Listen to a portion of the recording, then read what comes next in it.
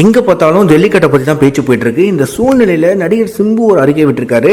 அதுல ஜல்லிக்கட்டு தமிழனின் கலாச்சார அடையாளம், இந்த வீர விளையாட்டு நமது வாழ்வியல் ஒருங்கிணைந்து பயணித்து வந்துள்ளது.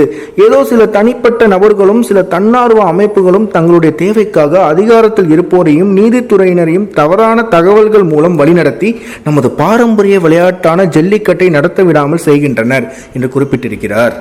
அரசும் நீதித்துறையும் கடினமாக கண்டிப்பாக நடந்து கொள்ள பல்வேறு கொழுந்துவிட்டு எரியும் பிரச்சனைகள் இருக்கும் போது ஜல்லிக்கட்டை தடை செய்வது முக்கியமான கடமை என்று மல்லு கட்டுவது ஏன் என்று எனக்கு புரியவில்லை அப்படின்னு கூறியிருக்காரு.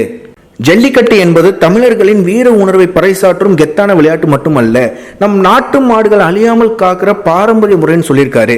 ஆனால் உச்சநீதிமன்றம் தடைகள் காரணமாக 2 ஆண்டுகளாக ஜல்லிக்கட்டை நடத்த முடியாமல் போய்விட்டது என்று வருத்தமாக தெரிவித்திருக்கிறார். தனி ஒரு எஸ்டிஆராக மட்டுமே இந்த கருத்தை தெரிவிக்கவில்லை. இந்த மண்ணின் மைந்தனாக, இந்த மண்ணின் கலாச்சாரத்தையும் பண்பாட்டையும் போற்றும் ஒரு கடைநிலை தூதுவனாக கூட என் கருத்தை உறக்க தெரிவிக்கிறேன் என்று கூறியிருக்கிறார் எஸ்டிஆர்.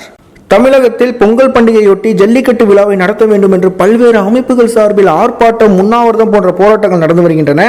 இந்த விவகாரத்தில் மத்திய மாநில அரசுகள் மெத்தனம் காட்டாமல் ஜல்லிக்கட்டு நடத்த தீவிர நடவடிக்கை எடுக்க வேண்டும்.